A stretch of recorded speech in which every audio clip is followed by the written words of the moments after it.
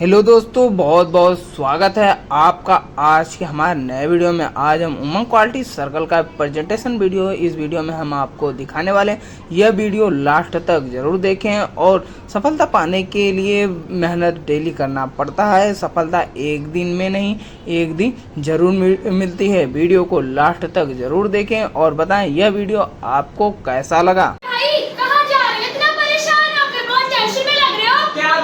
सिर्फ ऑफिस जा रहा हूँ सैंपल दिखाने के लिए। ये बताओ आप कहाँ जा रहे हो? आप भी बहुत परेशान लग रहे हो। मैं भी वही जा रही हूँ सिर्फ ऑफिस। अर्पित, तुम्हारा सैंपल नहीं आया अभी तक। 8 घंटे की प्रोसेस में तुमने 8.5 घंटे लगा दिए। क्या बताऊँ मैं, मशीन से चैलेंज इतनी ज्यादा होती है कि कैरियर पैनल के सेट को टाइट करने के लिए हमें डबल लॉक लगाने पड़ते हैं। जी मैम, मैं भी परेशान हो गई उस चैलेंज की समस्या से। मेरी भी मशीन 15 मिनट डिले चल रही है। तुम लोगों का रोज का यही नाटक है। कल भी यही बता रहे थे और आज भी यही बता रहे हो। ऐसे कैसे चलेगा? अरे क्या हुआ, क्यों इतने परेशान लग रहे हो? क्या बताएं मैम, कभी लॉक खराब हो जाता है तो कभी कैरियर पैनल से चैलेंज होने लगती है। परेशान हो गए हम इस चैलेंज की समस्या से। अगर आपके साथ इतनी प्रॉब्लम आती है तो आप क्वालिटी सर्कल की मीटिंग में क्यों नहीं बताते हो? Quality circle? ये क्वालिटी सर्कल होता क्या है? क्या आप नहीं जानते? नहीं, हमें नहीं पता। क्वालिटी सर्कल 8 से 12 व्यक्तियों का समूह है। इसमें हम अपने कार्यक्षेत्र से जुड़ी समस्या को सॉल्व करते हैं। अच्छा, ये तो बहुत अच्छी बात है। तो आइए हम आपको अपनी क्वालिटी सर्कल से अवगत करवाते हैं। हमारी क्वालिटी सर्कल का नाम है उमंग। श्रीमान जी, मैं आपको अपनी कंपनी से परिचय करवाना चाहूंगी। हमारी कंपनी का नाम और टेक्सटाइल यार्न डिवीजन है। ये मध्य हिमाचल प्रदेश में स्थित है। यहाँ पर ग्राहक की मांग के अनुसार रंग बिरंगे यार्न का फाइबर उगाए किए जाते हैं। श्रीमान जी, हम वर्तमान ग्रुप की ओर से मैं लता अपने साथी रीता, ज्योति और अरविंद के साथ आज के इस प्रस्तुतिकरण में आप सभी का हार्दिक अभिनंदन एवं स्वागत करते हैं। We all are here, ready to start. Good afternoon, everyone. We welcome you to all for DC presentation. Umang. Now, my team introduction. Myself, Arvind. Myself, Saurabh. myself Ritika and myself Sheetal. My facilitator, Mr. Varun Srinathra ji. my team leader, Mr. Sumit Pal ji. project number 25 project start date 20 November 1999. meeting day and time Every Monday 3 to 4 p.m. work area attendance 98%. now come back to the presentation. हमने अपनी समस्या समाधान के लिए PDCA का इस्तेमाल किया। PDCA? What is PDCA? PDCA is Plan, do, check, act, step 1 identification of problem. हमने सभी समस्याओं को एकत्रित किया जिनकी कुल संख्या 54 है और हमने इनको A, B, C कैटेगरी में डिवाइड किया। तो पाए A टाइप की 50%, B टाइप की 34%, C टाइप की 16%। समस्या निकलकर सामने आई। step 2 Selection of problem. हमने अपनी समस्याओं का identification, productivity, cost, quality and safety को ध्यान में रखते हुए किया। तो by least important, A, important, Five, most important, Five। समस्या निकलकर सामने आई और हम मोस्ट इंपॉर्टेंट 5 समस्याओं को लेकर आगे बढ़े। हमने अपनी समस्याओं का मैट्रिक्स डाटा एनालाइज किया और सर्कल के सदस्यों ने 1 से लेकर 5 अंक दिए। तो हमारी प्रमुख समस्या निकलकर सामने आई, जो कि है मतदान के दौरान लेवल का सही ना आना। Step 3 Definition of problem. तो रितिका जी, क्या आप हम सबको बताएंगे ये मफ अनइवन होता क्या है? जी हाँ अरविंद जी, सबसे पहले मैं आपको मफ के बारे में बताना चाहूंगी। मफ एक हाई श्रिंकेज सिंथेटिक यार्न है जो बिना किसी ट्यूब की सहायता से बनाया जाता है। इसी मफ को जब हम रंग बिरंगे रंगों में रंगाई करते हैं, रंगाई के दौरान कलर का पैकेज के ऊपर एक समान ना आना, इसे अनइवन या अनडाइट कहा जाता है। महोदय जी, मैं आपको बताना चाहूंगा, हमें टाइम मशीन में कस्टमर की मांग के अनुसार मफ के लॉटों को रंग बिरंगे रंगों में रंगाई करते हैं। रंगाई के दौरान हमारे मफ के लॉट अनइवन या अनडाइट आने के कारण बार रिजेक्ट हो जाते हैं। आप समझ सकते हैं, यदि डाई की मफ मटेरियल सही समय से कस्टमर तक नहीं पहुंचेगा तो हमारा आगे का सारा प्रोसेस भी रुक जाएगा, जो कि सर्कल के सदस्यों के लिए गंभीर समस्या है। आइए हम आपको मफ टाइम के प्रोसेस को उजागर कराते हैं। सबसे पहले प्री बाइंडिंग में 100 मफ तैयार किया जाता है। 100 मफ तैयार होने के बाद इसका वेटिंग किया जाता है। वेटिंग होने के बाद इसे मफ के कैरियर में लोड करके डाइंग प्रोसेस के लिए डाइंग मशीन में डाला जाता है। डाइंग प्रोसेस पूरा होने के बाद इसकी R&D विभाग में क्वालिटी चेक की जाती है। R&D क्वालिटी ओके होने के बाद हाइड्रो करके इंटरनल सेक्शन में डिस्पैच किया जाता है।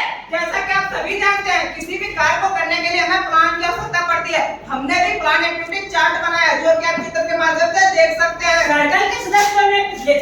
का मशीनों से डालकर निकाला तो पाया कि टोटल था कि 1 लॉट में से 20 लॉट ऐसे हैं जिनमें लेवरेज की समस्या बहुत अधिक है। हमने पिछले 3 महीने का डाटा एकत्रित किया तो पाया कि 20 लॉट खराब हो रहे थे, जिसे सर्कल के सदस्यों ने 20 से 0 करने का लक्ष्य लिया। Step 4 analysis of the problem. ये हमारी डाई मशीन का डायग्राम है जिसमें हम ग्रे मटेरियल को रंग बिरंगे रंगों में रंगने का कार्य करते हैं। हमारी मशीनें हाई टेम्परेचर हाई प्रेशर पर कार्य करती है, जो कि साइड लाइन की सहायता से पाइपलाइन के द्वारा अलग अलग कलर और केमिकल को मेन टैंक में पहुंचाती है, जिसमें वाफ की रंगाई की जाती है। डाटा कलेक्ट करने के लिए हमने एक चेकलिस्ट बनाई और 3 महीने का डाटा कलेक्ट किया। मंथ वाइज डाटा कलेक्ट करने के बाद हमने डेप्थ वाइज डाटा कलेक्ट किया तो पाया कि लाइट मीडियम डार्क शेड में से सबसे ज्यादा लेवरेज की प्रॉब्लम हमारी लाइट शेड में है, जो कि सर्कल के सदस्यों के लिए गंभीर समस्या है। Step 5 identification of cause. Circle के सदस्यों ने ब्रेनस्टॉर्मिंग करके सभी कारणों को एकत्रित किया। इन्हीं का जब हमने कारण और प्रभाव चित्र बनाया तो पाया कि मैन से 2, मेथड से 3, मटेरियल से 2 और मशीन से 3 कारण सामने आए जो हमारी समस्या को प्रभावित कर रहे थे। Step 6 find the root cause. इन सभी कारणों का हमने वाई-वाई एनालिसिस किया। हमारा पहला कारण है मफ डाई का दौरान मशीन में सही से फ्लो न बनना। क्यों? मफ की लोडिंग खुला होने के कारण। ऐसा क्यों? यांत्रिक कैरियर में लोड होने के कारण। क्यों? मफ डाई करने के लिए हमारे पास कैरियर ना होने के कारण। अच्छा, तो क्या यही हमारा रूट कॉज है? Yes, this is the root cause। इसी के साथ हमारा अगला कारण है कलर का सही से ना घुलना। क्यों? पानी का टेम्परेचर ज्यादा होना। ऐसा क्यों? मेन टैंक का टेम्परेचर ज्यादा होना। क्यों? ईयर फास्ट डाई को घोलने के लिए नॉर्मल टेम्परेचर ना होना। अच्छा, तो क्या यही हमारा रूट कॉज है? Yes, this is the root cause। इसी के साथ हमारा अगला कारण है वर्क की लोडिंग सही से ना होना। क्यों? हमारे लिए नया प्रोडक्ट होना। ऐसा क्यों? सभी कामगार को लोडिंग करने का पता ना होना। क्यों? आपको लोडिंग करने के SOP का ना होना। अच्छा, तो क्या ये हमारा रूट कॉज है? Yes, this is the root cause। इसी के साथ हमारा अगला कारण है मफ डाई में प्रोसेस का गलत चल जाना। क्यों? ऑपरेटर को प्रोसेस के बारे में जानकारी ना होना। ऐसा क्यों? कल से डाई का SOP का ना होना। अच्छा, तो क्या ये हमारा रूट कॉज है? Yes, this is the root cause। Step 7 data analysis. Viva analysis के बाद हमने पाया कि इन्हीं 5 कारणों की वजह से हमारा पर्वत 5 से 6 लॉट खराब हो रहा है, जो कि सर्कल के सदस्यों के लिए गंभीर समस्या है। इन्हीं का जब हमने पैरेटो डायग्राम बनाया तो पाया कि पहले 4 मुख्य कारण ऐसे थे जो हमारी समस्या को 93% तक प्रभावित कर रहे थे। Step 8 developing solution. श्रीमान जी, सर्कल के सदस्यों ने जड़ कारणों के सुझाव दिए। हमारा पहला जड़ कारण है मफ डाई करने के लिए कैरियर न होना। श्रीमान जी, इसके लिए हमारे पास 2 सुझाव निकल के आए। हमारा पहला सुझाव मफ को फाइबर के कैरियर में डाई किया जाए। Yes, we can do it। हमारा दूसरा सुझाव मफ डाई करने के लिए नया कैरियर बनवाया जाए। Yes, we can also do it। इसी के साथ हमारा अगला जड़ कारण है इनोफास्ट डाई करने के लिए नॉर्मल टेम्परेचर ना होने के कारण। महोदय जी, इसके लिए हमारे पास 2 सुझाव निकल कर आए। हमारा पहला सुझाव मशीनों में ठंडे पानी की लाइन लगवाई जाए। रिजेक्टेड। हमारा दूसरा सुझाव मशीन में एक्स्ट्रा कोल्ड वाश ऐड किया जाए और कलर को 30 से 40 के टेम्परेचर पर घोला जाए। एक्सेप्टेड। इसी के साथ हमारा अगला कारण है मफ को लोडिंग करने के SOP का ना होना। श्रीमान जी, इसके लिए हमारे पास 2 सुझाव निकल कर आए। हमारा पहला सुझाव है SOP बनाकर मशीन कामगार को ट्रेनिंग दिया जाए और हमारा दूसरा सुझाव है SOP बनाकर मशीन पर डिस्प्ले किया जाए। सीकर जी, ये दोनों ही सुझाव बहुत अच्छे हैं और लागू करने योग्य हैं। इसी के साथ हमारा अगला जड़ कारण है क्रिटिकल से डाई SOP का ना होना।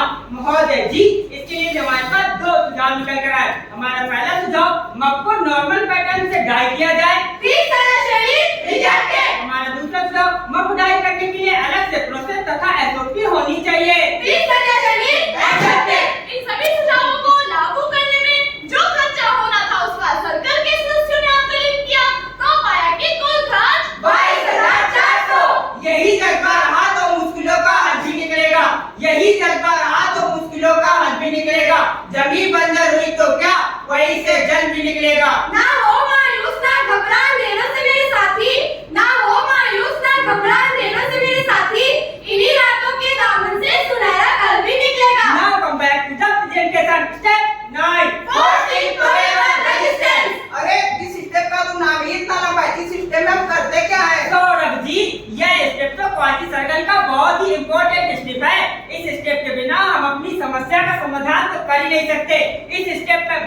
आने वाली संभावित रुकावटों को मद्देनजर रखते हुए हम एक टीम बनाते हैं और सभी को अलग अलग जिम्मेदारी देते हैं। साथ ही साथ समस्या समाधान के लिए संबंधित व्यक्तियों को निम्नलिखित बातों का प्रशिक्षण दिया गया। वीडियो देखने के लिए बहुत बहुत धन्यवाद। मिलते हैं आपसे अगले वीडियो में किसी और नए टॉपिक के साथ।